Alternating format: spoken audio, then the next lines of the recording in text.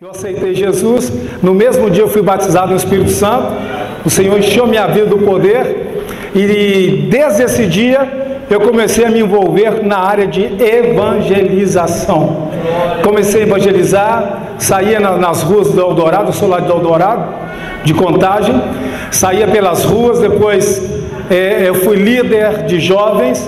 Uma coisa interessante que aconteceu comigo foi que eu não sabia evangelizar, era novo, convertido, e eu acompanhava os irmãos que já tinham mais experiência, ficava ali quietinho, ouvindo, como uma escola, né? Aprendia a evangelizar, e o Espírito Santo também nos capacita. Então, nós temos um histórico já de muitos anos. Outro detalhe que eu quero comentar com vocês, que lá na região de Contagem, a igreja começou, sabe aonde? Na casa dos meus pais. Na casa dos meus pais deu início à obra da Assembleia de Deus, e eu vi batismo no Espírito Santo, pessoas que iam se aceitando Jesus, eu vi a escola bíblica dominical sendo realizada lá na casa dos meus pais. Então, eu costumo dizer o seguinte, né? Eu não sou o John Wesley, que tem um título, né, um apelido assim, o tição tirado do fogo, mas eu sou o Ezequias Franese, que também fui tirado do fogo, o fogo do Espírito Santo. Então, toda essa história, a minha esposa é neta de pastor, o pastor Juraci Clarismundo, não sei se tem alguém aqui que chegou a conhecer o pastor Juraci, aqui está um servo de Deus que conheceu, foi pastor nosso também no Eldorado. Então, graças a Deus que a gente tem esse envolvimento. Hoje, nós estamos aqui, pela graça de Deus, prazer poder conhecer o pastor Washington. Eu estive em 2012, creio que a gente não teve a oportunidade de conhecer. Depois eu estive em 2015, que minha mamãe passou para a eternidade. Eu vim aqui para vê-la pela última vez respirando no hospital. No outro dia ela já dormiu no Senhor. E estive na reunião de obreiros, de pastores regionais do Templo Central, mas não tive a satisfação de conhecê-lo, e hoje nós temos a oportunidade. Estamos lá no México, fomos enviados no ano de 2008, no dia 28 de novembro de 2008. Foi uma experiência maravilhosa que a gente teve, da confirmação, reafirmação do chamado do Senhor. Como eu falei para vocês, eu me envolvi na obra de evangelização, para a glória de Deus. Tenho muitos filhos na fé que hoje são pastores, presbíteros, que estão também envolvidos na obra do Senhor. Tive a experiência de presidir a mocidade lá da região, depois eu fui coordenador regional de jovens, nós trabalhamos na escola bíblica dominical, nós servimos ao Senhor na Secretaria de Missões, fiz teologia, fui para Pindamonhangaba, em São Paulo, estudar teologia, depois eu terminei na Permanente Sião, e sempre envolvido na obra do Senhor. Depois fui consagrado ao presbitério e a missionário, já fomos para o campo. Quem nos enviou, Deus usou a pessoa do pastor Cleuton Lopes, que está hoje lá em Nova Serrana. Então, queridos, nós estamos fazendo a obra do Senhor e Deus tem feito maravilhas naquele lugar. O Senhor tem operado maravilhas.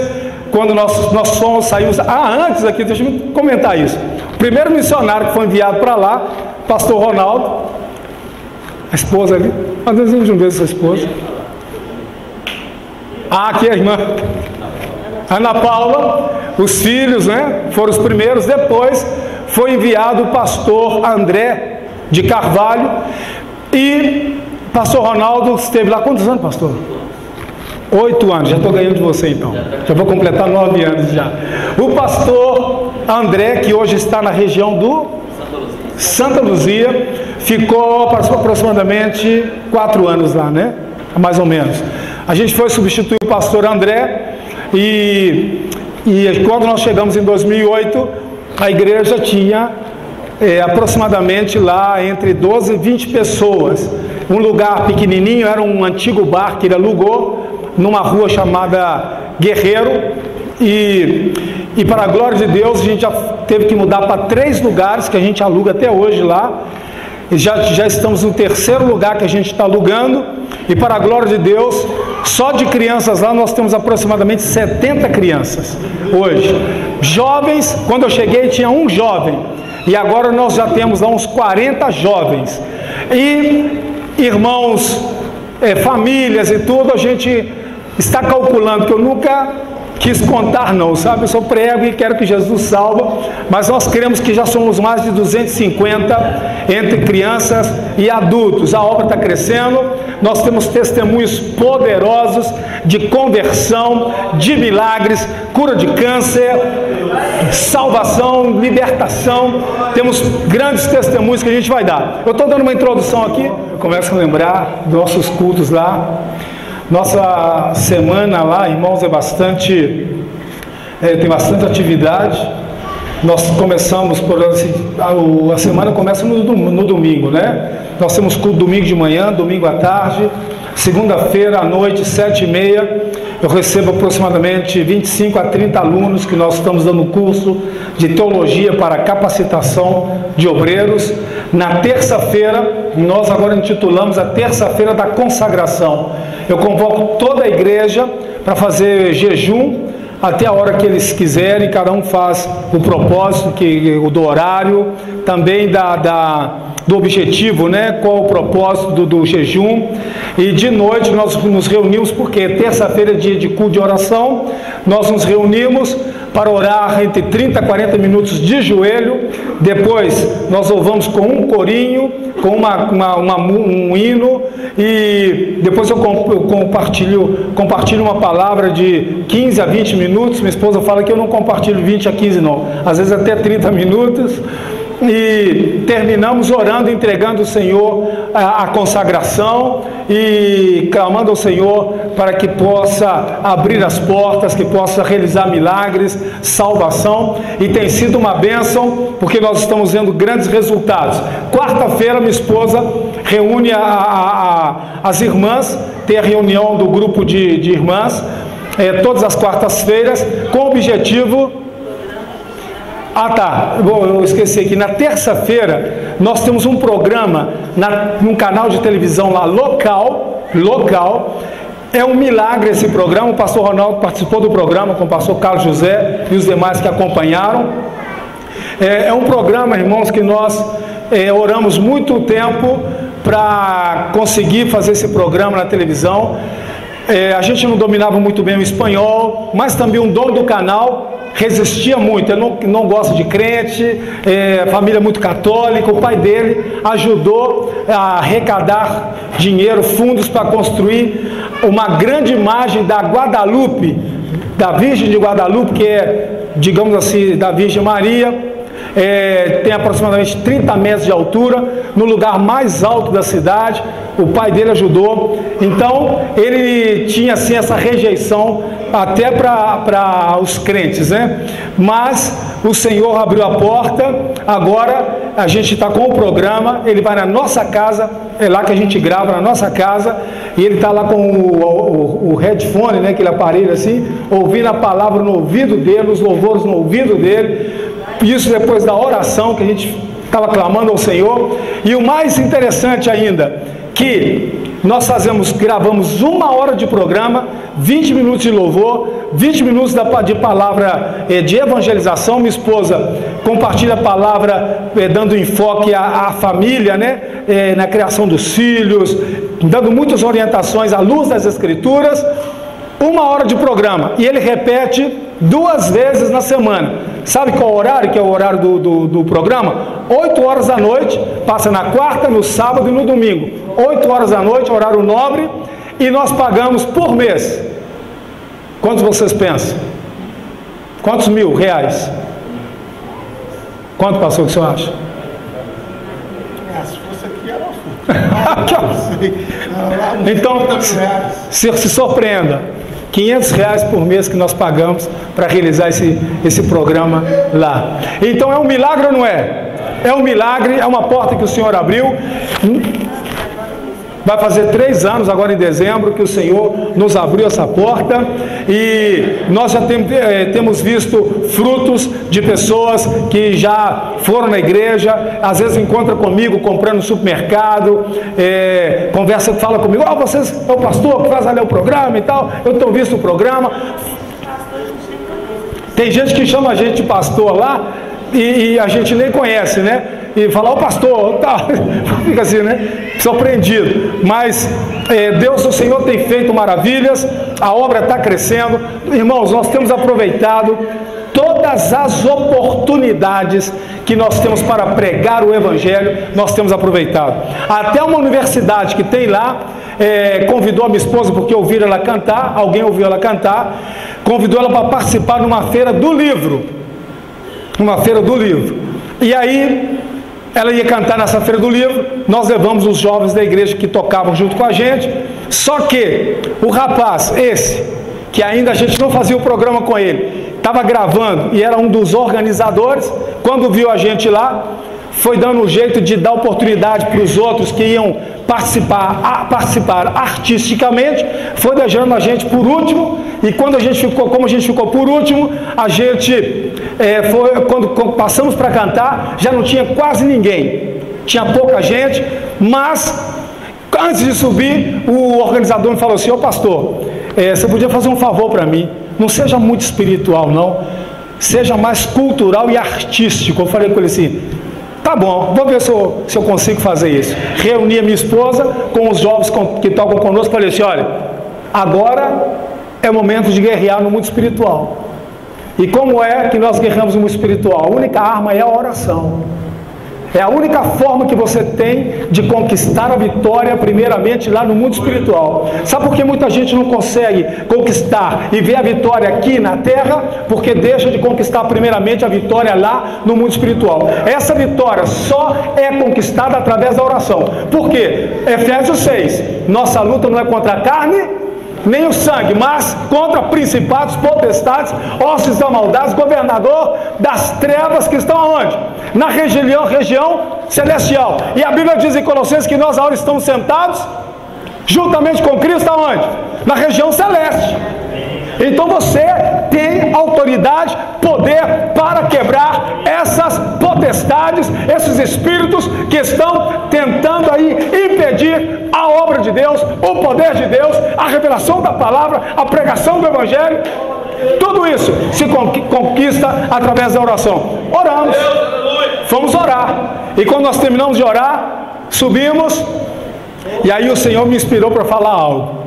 Eu falei assim com eles, eu quero parabenizar os organizadores desse evento, a universidade, que maravilha, vocês promovendo, vocês motivando as pessoas a lerem livros, adquirir cultura, que maravilha isso. É muito bom que o ser humano tenha conhecimento, mas eu quero chamar a atenção de vocês para um livro, que é livro dos livros por excelência, que é a Bíblia Sagrada, a Palavra de Deus, e comecei a pregar o Evangelho. Cantamos. Quando nós descemos de lá, vieram algumas pessoas cumprimentar, e esse organizador que tinha falado assim, seja menos espiritual, ele chegou comigo e falou assim, Ezequias, me perdoe, estou arrependido que eu falei com você. Olha, eu reconheço que para fazer isso que vocês fazem, para falar de Deus como vocês falam com autoridade, com denuedo, como é que é a palavra? Com ousadia, só sendo cheio de Deus para falar. Eu falei assim, esse é o Espírito Santo que está em nossas vidas, Ele te ama, Ele também quer te salvar. Então o Senhor tem usado através do Espírito Santo, nos dando sabedoria, abrindo portas para nós pregarmos o Evangelho. Nós temos ido para a glória de Deus em muitas casas pregar o Evangelho. Nós temos o mês do clamor, irmãos, que maravilha é o mês do clamor. O Senhor colocou no nosso coração, nós começamos a fazer uma vez por ano o mês do clamor. O que é o mês do clamor? São 30 dias de jejum e oração, e a gente começou na igreja, depois a gente começou a fazer nas casas, a gente ia de casa em casa, de cada membro da igreja, depois de jejuar durante o dia, os irmãos se reuniam, enchiam as casas, a louvor, pregação e no final o clamor, abençoando as famílias, repreendendo todo o mal, pedindo pela salvação dos lares, dos vizinhos. Deus começou a operar maravilhas e os irmãos estão envolvendo nessa campanha. 30 dias, depois a gente teve que parar de fazer nas casas, sabe por quê? Muita gente começou a pedir que não era crente, e os 30 dias passou, teve um ano que passou para 70 dias, foi ficando muito cansado, o Senhor renovou nossas forças e tudo mais, a gente teve que voltar para a igreja. Cada dia a gente jejua e ora por 2, 3 famílias, tem sido uma bênção, porque sem a oração a igreja não pode conquistar as vitórias, o céu não pode se abrir, não pode ser derramada a chuva, que às vezes o coração está seco, sedento, é através da oração. A igreja Assembleia de Deus nasceu no fogo, é uma igreja que sempre foi de oração, mas muitos de nós temos perdido essa intimidade com Deus. Tem que voltar, tem que buscar o Senhor, para que Deus possa guiar a igreja, não perdermos a visão. Nesta noite, eu podia falar outros testemunhos, mas eu quero ler a Bíblia. Antes de ler a Bíblia, eu quero falar um testemunho de um senhor que estava desviado do Evangelho. Nós temos evangelização também nas roças, tem um lugar que é muito longe, que a gente vai mais ou menos, o pastor Ronaldo esteve lá, quando a gente começou a obra, né, da construção do templo, 40 quilômetros aproximadamente, sai da estrada de asfalto, pega a estrada de chão, muita pedra, calor. Nós temos um trabalho nesse lugar, e antes de chegar nesse lugar, tem um outro lugar que se chama Gilberto Camacho.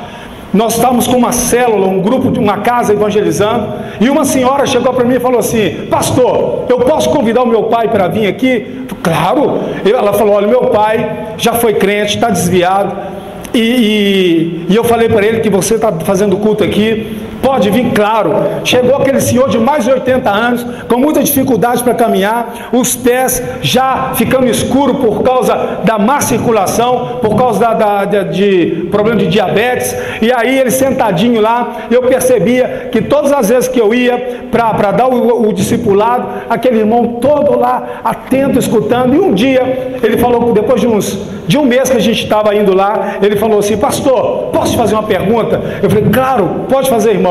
Eu quero saber o que eu devo fazer, o que eu faço para voltar para Jesus, para arrumar minha vida com Jesus. Eu falei para ele: é simples, isso chama reconciliação. Se eu estou arrependido, estou. Se eu quero voltar à presença do Senhor, à comunhão com Cristo, quero.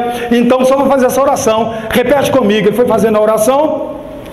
Aí nós terminamos o culto, fomos embora. Voltei 15 dias depois para discipular.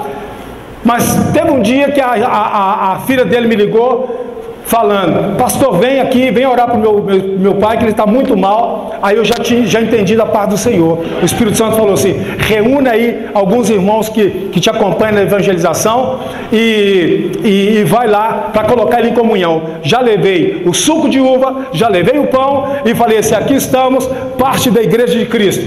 O que diz a Bíblia? Jesus falando: se 2 de vocês estiverem de acordo e atar aqui na terra, será ligado lá no céu.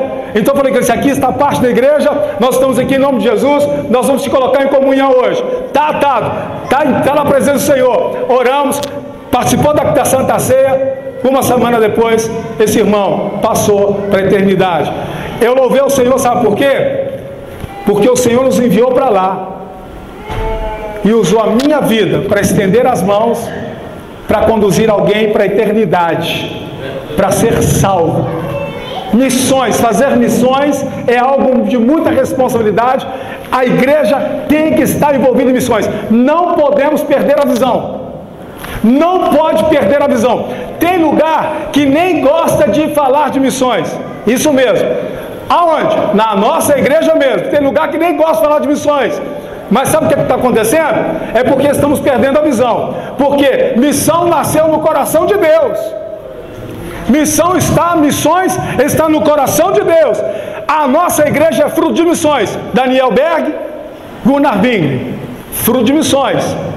Não pode parar. E agora eu quero que você abra sua Bíblia para que você acompanhe a leitura do que Jesus falou lá em São João, no capítulo de número 20, e o versículo de número 21, que eu sei que vocês já estão familiarizados com esse versículo e já sabem o que vai falar lá. Olha só o que Jesus falou. 20 e 21 de São João. Você que está com sua Bíblia aí, por favor, abra sua Bíblia. Diz assim: disse-lhes Jesus de novo: paz seja convosco.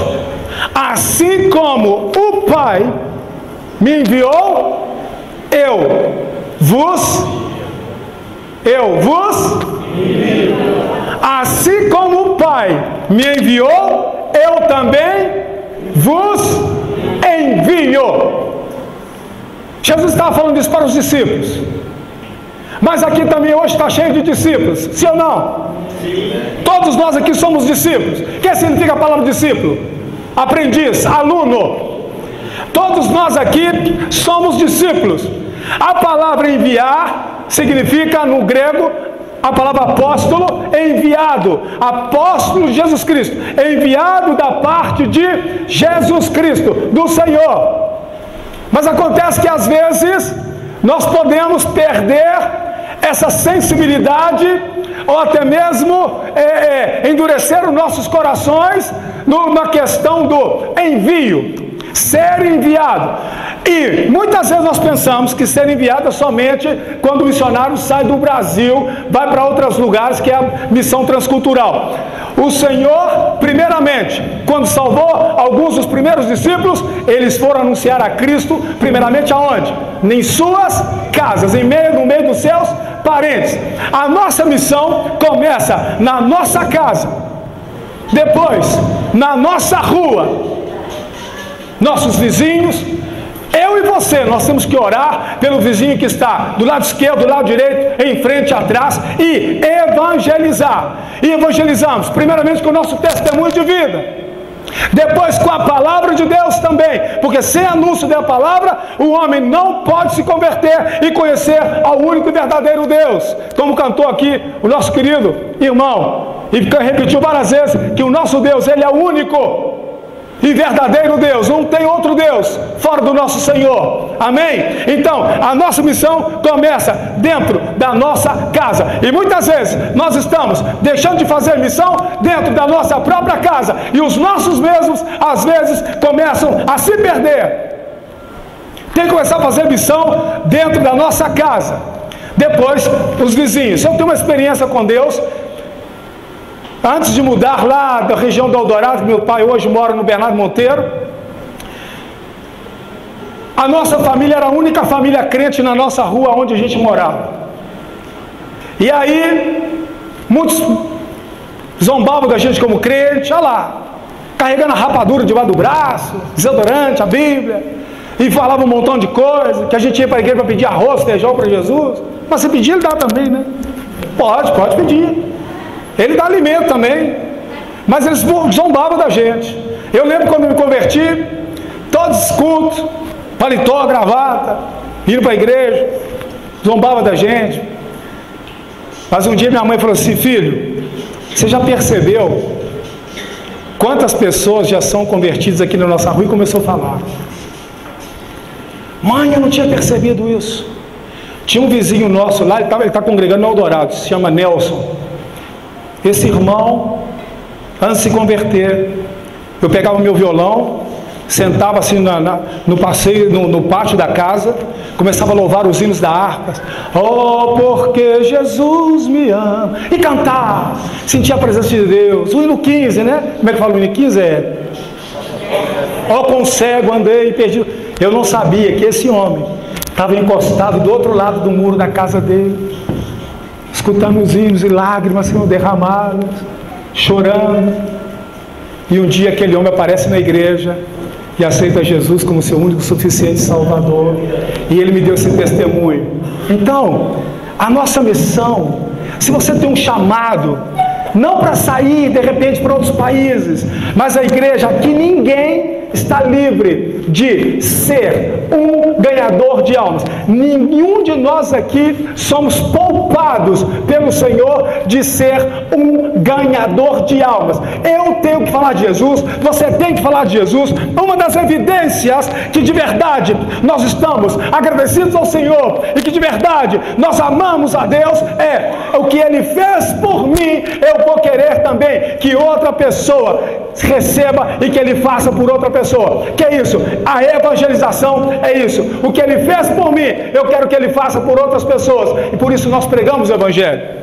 Jesus falou: assim como o Pai me enviou, eu também envio a vocês.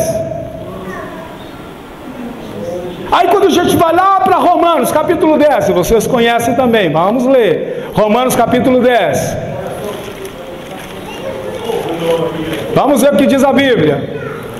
É palavra, tem que pregar a palavra. Vamos aí, começa comigo no versículo de número 13. Todos conhecem, vários cultos de missões, eu já participei, congressos, simpósios, e já escutei muitos pastores, grandes homens de Deus, irmãos, pregando esse versículo. Diz assim: porque todo aquele que invocar o nome do Senhor será salvo. Como, pois, invocarão aquele em quem não creram? E como crerão naqueles de quem não ouviram? E como ouvirão se não há quem pregue? E como pregarão se não forem enviados? Acontece que tem gente que quer mudar essa visão. Tem gente que já não quer mais enviar. Por quê? Por quê? Imagine você, eu com todo esse histórico e a misericórdia de Deus em me chamar, ainda que eu não sou digno, Ele me chamou para ir para lá para o México. Nós tivemos evidências realmente de que era para ir para lá. E se de repente alguém dissesse assim: você não vai, tá bom, eu obedeço, não vou. Mas a responsabilidade já não vai cair sobre mim mais. Vai cair sobre aquele que negar o chamado de Deus ou tentar impedir. Mas a Bíblia diz que a porta que Ele abre, ninguém... A porta que Ele abre, ninguém pode fechar. Os planos de Deus não podem ser frustrados. Ninguém pode frustrar os planos de Deus. Eu pregando no Eldorado domingo, eu falei lá: irmãos, o que seria de mim depois que o Senhor me chamou para ir para lá? Você sabe que nós temos liberdade e poder de decisão em falar assim: não vou não, Jesus, não vou não, o Senhor pode mandar outro, eu tenho muita responsabilidade aqui. Minha esposa estava fazendo mestrado na Universidade Federal. Não, Senhor, tinha acabado de abrir uma porta de emprego para mim, na época, em 2008, para ganhar 5 mil, né? 3 mil reais por mês, sem comissão. Porque com a comissão, meu amigo falou assim: você pode tirar 5, 6, 7, vai depender da forma que você desenvolver com o seu grupo de vendas. Eu podia dizer para o Senhor assim: não vou não. E o que vocês acham que o Senhor ia fazer comigo? Ele ia respeitar também. Tá bom, mas o dia que eu te chamar para prestar contas comigo, eu vou cobrar de você as almas que você deixou de ganhar para onde eu ia te enviar. O que aconteceu com o profeta Jonas? Vai lá para Nínive. Eu não vou não. E aí, lá no barco, de repente começou uma tempestade, o mar começou a ficar bravio, e eles começaram: o que está acontecendo? Sou eu o culpado, sou eu, pode me jogar no mar, pode me lançar aí, que vocês vão ficar livres desse castigo. O negócio é comigo, foi eu que fui chamado, eu sou dos obedientes, não fui. E aí, Deus revelando, porque Jonas não queria ir pregar lá em Nínive, aquele povo mau, aquele povo que quando ia para a guerra, pegava os derrotados, os prisioneiros de guerra. Tinha várias técnicas, crueldade de fazer castigo, de torturar os soldados que eram presos. Sabe que tipo de tortura eles faziam com os soldados?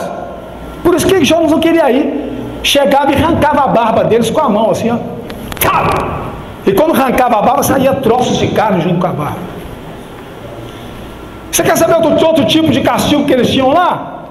O rei tinha o privilégio de fazer o primeiro prisioneiro ficar cego. Pegava a espada ou a lança e vazava os olhos do prisioneiro. Você quer saber outro tipo de tortura que tinha lá? Por isso que João não queria pregar. O quê? Eu vou pregar nesse lugar? Esse povo mau, esse povo tem que morrer. E eu acho que nós também pensaríamos assim, viu? Hein? A gente olha assim para Jonas e fica criticando às vezes.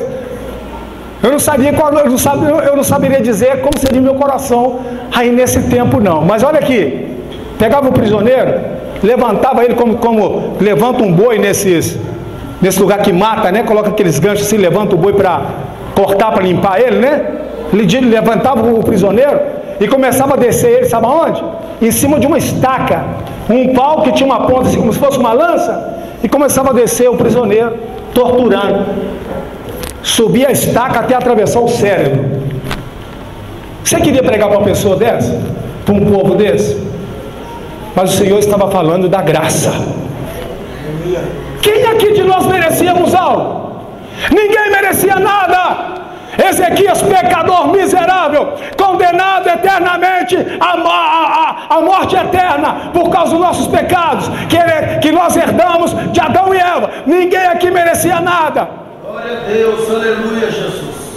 É verdade. E ele veio e pagou o preço lá na cruz, por mim e por você, pecador. Ele pagou o preço de sangue, ele entregou a vida dele. Esse missionário chamado Jesus, o Salvador do mundo, assim como o Pai me enviou, eu também envio vocês para se sacrificarem, para darem a vida em favor de outros. Glória a Deus. Eu não fiz nada para ser salvo. E se eu fizesse também, o Pai não ia aceitar. Hein? Você já viu gente que tem religião que agarra chicote e golpeia as costas? Você vai lá na Índia, tem gente que faz sacrifício na Ásia, coloca um montão de coisa para sofrer, para agradar os espíritos, né? Malignos, pensando que vai conseguir apaziguar, vai conseguir fazer com que eles não façam mal a eles. Olha, ninguém aqui podia fazer o sacrifício que agrada a Deus. O único que pode fazer o sacrifício é Jesus, que foi levado como ovelha muda para o matadeiro, não abriu a sua boca, não houve engano. Diz a Bíblia que ele não tinha pecado, não pecou. E aí o Pai aceitou o sacrifício. E agora, eu e você estamos nessa graça. Isso aqui é graça. Eu e você, a gente não merecia nada, Ele te deu. Ele nos deu salvação. Não podemos desviar da visão. Eu lembro de quando eu leio o apóstolo São Paulo, as experiências de Paulo no campo de conversão, na igreja primitiva, os primeiros momentos da vida de Paulo. A experiência dele foi tremenda. A experiência de Paulo, quando ele se converteu a caminho de Damasco, que Jesus se manifesta a ele, Jesus começa a falar com ele, ele fala assim: quem eres tu, Senhor? Eu sou Jesus. Jesus. Mas eu não estou perseguindo o Senhor, estou perseguindo os crentes. Não, se você persegue um deles, está perseguindo a mim. Você está fazendo a mim. O que eu faço, Senhor? Olha, vou te dar as orientações. A partir de hoje, eu estou te chamando para você ser um missionário. E você vai ser luz para os gentios. Vai iluminar aqueles que estão andando nas trevas. Mas tem um detalhe. Ele falou assim: olha, Paulo, você vai ver o tanto que você vai sofrer por causa do teu amor por mim. Você vai sofrer muito. Quem quer ir para o campo sabendo que vai sofrer muito? Eu acho que a gente já começaria assim a falar: Jesus, vamos mudar aqui de conversa. E Paulo aceita o chamado, o desafio, e se tornou o maior missionário. Começa a pregar. Mas aí, na Bíblia fala no capítulo 26 de Atos, que Paulo, por causa da luta que ele teve com os judeus, por causa da lei e tal, esse homem quer trazer uma nova religião, está pregando Cristo. E aí Paulo era cidadão romano, cidadão da Grécia, e também era judeu, e ele vai recorrendo às instâncias para ser julgado, e ele chega diante de um rei chamado Rei Agripa. E aí o Rei Agripa fala assim: faça a sua defesa. E Paulo começa a falar todo o testemunho dele. E Paulo vai falando, de repente o rei fala assim: ei, para Paulo. As muitas letras que você sabe te levam à loucura, e com essa loucura sua, você está querendo me persuadir. Para, Paulo. E ele falou assim: olha, rei, oxalá a loucura de Cristo, essa palavra que eu estou falando, seja para a tua salvação. O que eu estou fazendo aqui, ó rei, é o seguinte: Ele me deu uma visão celestial, e eu não fui desobediente à visão que Ele me deu. Por isso, eu estou sofrendo por causa do meu amor por Ele, e também por causa dos perdidos. Nós não podemos perder a visão. Ele falou assim: eu não fui desobediente à visão celestial. A visão não é do homem, a visão é de Deus, a visão é de Cristo. Aleluia! E ele falou: assim como o Pai me enviou, eu envio vocês.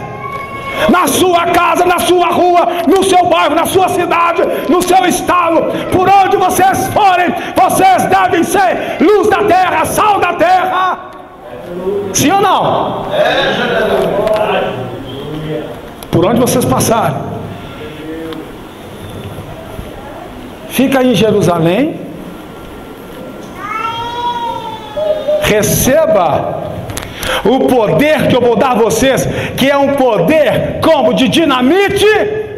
Você já leu lá a palavra original sobre virtude, sobre o poder que ia ser derramado? Vem de dínamo, dunamis, né? Então, professor aqui, se eu estiver errado, você me puxa o paletó. Tem professores aqui. Puxa o paletó. Dunamis, dinamite, poder de explosão. Eu vou dar vocês o poder do Espírito Santo. Esse poder é como um poder de explosão. E vocês vão ser minhas testemunhas, tanto em Jerusalém, Judeia, Samaria e até os confins da terra. Não podemos perder a visão. E nem impedir os planos de Deus na vida dos chamados. Podemos não. Hein? Se a igreja parar de fazer missões, ela vai morrer. Por que vai morrer, pastor? Porque nós estamos saindo do centro da vontade de Deus. Romanos 12 disse que a vontade, 12:2 diz que a vontade de Deus é boa, perfeita e agradável. Nós não podemos perder a visão. Assim como o Pai me enviou, eu envio vocês. Sabe o que nós precisamos da obra missionária ultimamente? E eu sei que a igreja no Brasil faz isso, porque eu dou testemunho de vocês lá. Eu dou testemunho de vocês lá. Tem uma mexicana aqui que eu falo, ela sabe. Eu falo assim: irmãos, eu louvo a Deus porque eu sei que tem uma igreja lá no Brasil, de onde nós saímos, Belo Horizonte, eu sei, Contagem, que tem irmãos que dobram os joelhos e oram pelos missionários, oram pelos países não alcançados, oram pelos perdidos. Eles estão fazendo um clamor, a intercessão. Nós precisamos de intercessores. Gente comprometida com a oração, que entra no mundo espiritual para guerrear. E diz a Bíblia, em Isaías, que Deus chamou a atenção do povo porque eles estavam orando e fazendo jejum para suas próprias conveniências, por causa do dinheiro, por causa para conquistar vitórias no âmbito natural, material. E Deus realmente pode dar você, mas eu vejo que Deus pode dar você bênçãos no mundo natural quando nós obedecemos a palavra, quando nós somos fiéis nas ofertas, nos dízimos, como consequência da busca que está está escrito em São Mateus 6, que fala 33, buscai em primeiro lugar o reino de Deus, a sua justiça, e demais coisas serão acrescentadas. Isso vai ser uma consequência real, natural da paz de Deus para vocês. Mas lá fala que o jejum que ele agradava, o jejum que ele esperava deles, a busca que ele esperava deles era aquela que pudesse desatar as cadeias dos oprimidos, daqueles que estão perdidos lá no mundo. Nós não podemos fazer inversões de valores. A obra missionária é prioridade da igreja. Envolva de qualquer forma que você quiser, ou que o Espírito Santo tiver agora, como fala, redarguir? É isso mesmo, em português também. Estiver agora confrontando você, estiver perguntando a você, não sei qual é a forma que ele está revelando, que você tem que posicionar no reino, que você tem que se posicionar na obra, para contribuir, para orar, para jejuar, para interceder, não sei, mas você precisa se envolver na obra. Nós precisamos, e é urgente. É urgente. O tempo está passando, as coisas estão acontecendo. Qual foi o título lá, o tema da missão que vocês pregaram agora? Tiveram com conferência? É tempo de fazer missões. Não é tempo de ficar sentado e ficar acomodado e ficar conformado. Não, é tempo de clamar ao Senhor e pedir ao Senhor que abra os céus e derrame do seu Espírito, e que possa dar um renovo, uma fortaleza nos nossos corações, e que de verdade, se amamos a Deus, vamos amar também os perdidos, e amando os perdidos, nós vamos nos entregar para a obra da evangelização. Assim como o Pai me enviou, eu envio vocês também. O mundo está sedento. Tem lugares perto de nós lá que não tem um crente, que não tem igreja construída, não tem nada. Esse lugar que a minha esposa falou aqui, nós já temos 2 lugares que a gente um já construiu, o outro está ainda em processo de construção. O primeiro lugar se chama Tepapatlasco. Um buraco, vai descendo, descendo, descendo, abismo de um lado do outro. Igrejas lá de 40, 60 anos. Um pastor desceu lá uma vez e nunca mais voltou. E para a glória de Deus, para honrar o nome do Senhor e da igreja que nos enviou, que é a Assembleia de Deus, nós estamos com uma missão nesse lugar, já construímos um templo. Rancho Novo, 40 quilômetros, ida e volta, 80 quilômetros. Estamos construindo. Estamos agora na fase de colocar as portas e janelas, com muito trabalho, com muita dificuldade.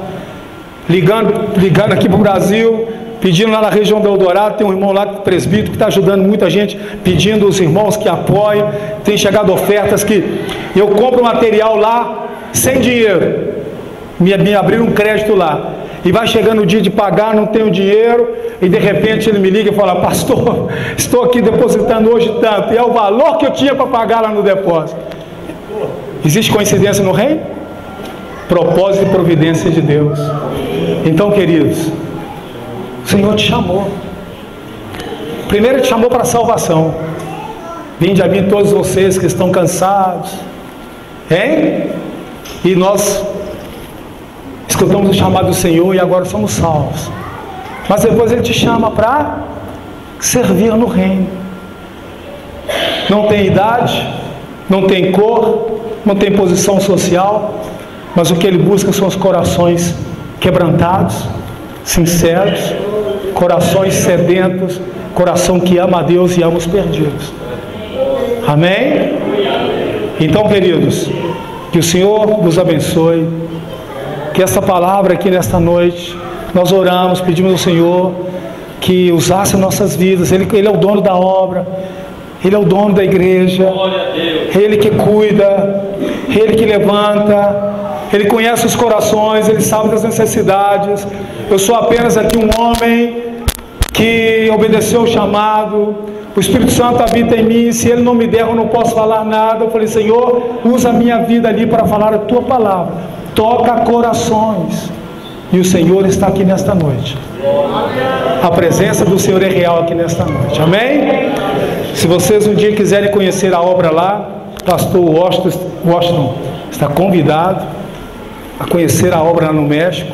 Como os mexicanos falam de uma forma muito amável, eles falam assim: lá você tem a sua casa, minha casa é a sua casa. Quando você quiser, portas abertas. Se não puder, seja um instrumento no reino, intercedendo, contribuindo, ou indo também, mas não deixe de fazer missões. Ore por nós, ore pela igreja lá no México. Deus tem feito maravilhas, está salvando. Mês de outubro, nós vamos batizar outro número de irmãos lá, aproximadamente uns 20 irmãos novos convertidos, que vieram do catolicismo, que foram libertados da idolatria. Somente Jesus pode fazer isso. Amém? Muito obrigado por essa oportunidade. Obrigado, pastor, por confiar aqui o púlpito dessa igreja para transmitir a palavra, para compartilhar com vocês. Que o Senhor abençoe o ministério do pastor Ronaldo e mais obreiros aqui, servos do Senhor. Que o Senhor prospere vocês em todas as áreas da vida de vocês. Amém? Muito obrigado. Deus abençoe.